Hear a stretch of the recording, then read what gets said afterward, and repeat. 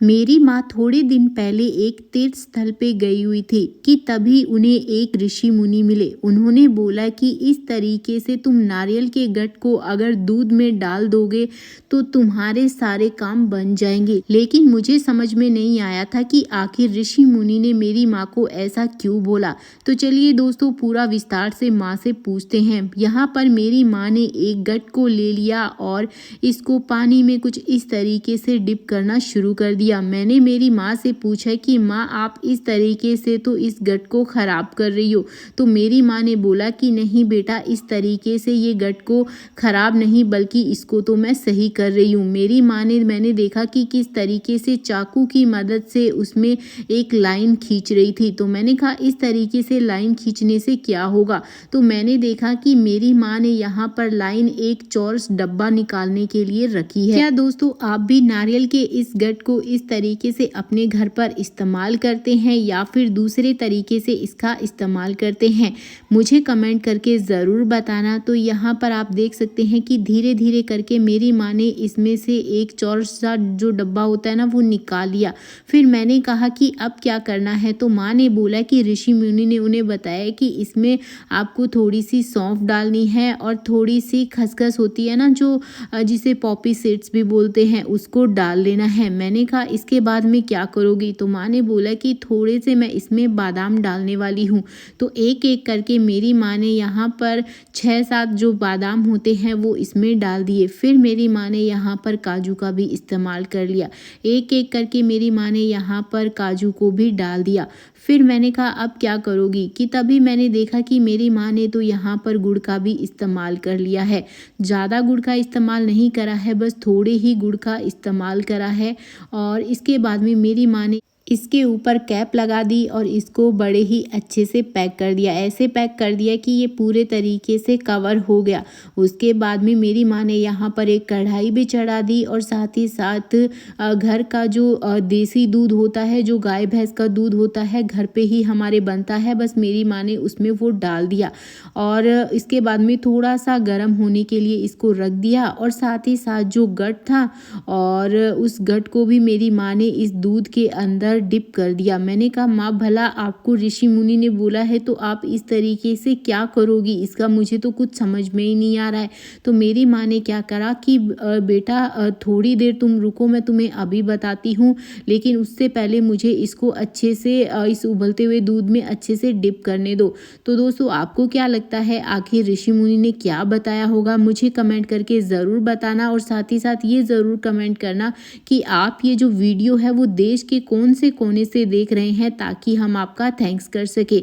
पिछला थैंक्स जाता है कपिल जी को नोहर से। तो कुछ इस तरीके से आप देख सकते हैं कि ये जो गठ है वो धीरे धीरे करके अच्छे से इस दूध में बॉयल होना शुरू हो गया है। और देखते ही देखते मैंने कहा कि माँ, ये तो अच्छे से उबल चुका है, अब आपको कितनी देर और इसमें रखना है। तो माँ ने बोला कि अभी तो इसे 2-4 मिनट और रखना है, ताकि इसका जो रस है वो पूरा का पूरा इस दूध में आ जाए और ये जो है वो मिश्रण जो है वो अच्छे से पक जाए। मैंने कहा कि अगर इसमें तो बहुत टाइम लगेगा। तो माँ ने बताया कि नहीं बेटा, इसमें ज़्यादा टाइम नहीं लगेगा, बस थोड़ा ही टाइम लगेगा। और देखते ही देखते माँ ने इस जो गठ है, जो नारियल का गठ है, उसको अच्छे से पूरे से घुमा दिया। और देखते ही देखते ये इसमें से एक अच्छी सी महक भी आना शुरू हो गई और ये महक पूरे घर में फैल गई थी और बहुत ही ज़्यादा खुशबूदार थी। और दूध को भी माँ ने अच्छे से उबाल लिया। मैंने बोला कि माँ, अब तो ये उबल चुका है, अब तो बता ही दो कि आखिर इसका होने क्या वाला है। तो आप देख सकते हैं कि किस तरीके से ये जो दूध है वो अच्छे से बॉयल हो गया। और माँ ने बोला कि हाँ, बस हमें इतना ही उबालना है, ज़्यादा नहीं उबालना है।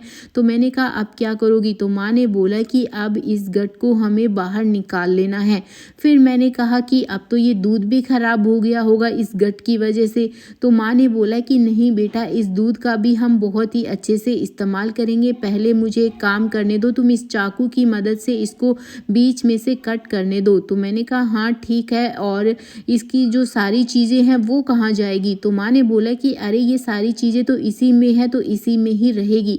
तो मुझे समझ में नहीं आ रहा था कि माँ करने क्या वाली है, लेकिन इतना समझ में आ गया था कि माँ आज बहुत ही कोई हेल्दी चीज़ बना रही है जो हमारे लिए बहुत ही ज़्यादा हेल्दी होगी। तो मैंने कहा कि माँ ये तो सारा आपने कर भी लिया, लेकिन अब इस नारियल का क्या करोगी? तो देखते ही देखते मेरी माँ ने इस नारियल को भी धीरे धीरे करके कट करना शुरू कर दिया। तो दोस्तों, आपको क्या लगता है कि आखिर कौन सी वो हेल्दी चीज़ है जो मेरी माँ बना रही है? मुझे कमेंट करके ज़रूर बताना, क्योंकि मुझे तो समझ में आ गया कि कुछ बहुत ही अच्छा सा आज बनने वाला है। तो आप देख सकते हैं कि इस तरीके से धीरे धीरे करके सारे नारियल को जो है वो मम्मी ने अच्छे से कट कर दिया कि तभी मेरी बेटी आ गई अपनी नानी को तंग करने के लिए। वो एक एक करके चीज़ें जो है वो उठाने लग गई और नानी और दोयती की जो बातें हैं वो खूब ज़्यादा चलने लगी और मम्मी को बहुत ज़्यादा परेशान भी करने लगी। फिर यहाँ पर आप देख सकते हैं कि निविशा मम्मा से सारी एक एक करके सारी चीज़ें जो है वो छीन कर लेकर जा रही थी, और दूसरी तरफ मम्मी ने यहाँ पर सारा सामान जो है वो डाल दिया है इस मिक्सी जार में, और उसके बाद में ढक्कन लगाकर कुछ इस तरीके से ये जो मिश्रण है वो मम्मी ने अच्छे से पीस लिया है, और ये मिश्रण बहुत ही मिहिम सा था। तो इसके बाद में मम्मी ने इसको एक थाली में डाल दिया। मैंने कहा कि माँ क्या ये सारी चीज़ें अब पूरी हो चुकी है? तो माँ ने बोला कि हाँ, जिस तरीके की क्वांटिटी हमें और जिस तरीके का मिश्रण चाहिए था वो हमने ले लिया है।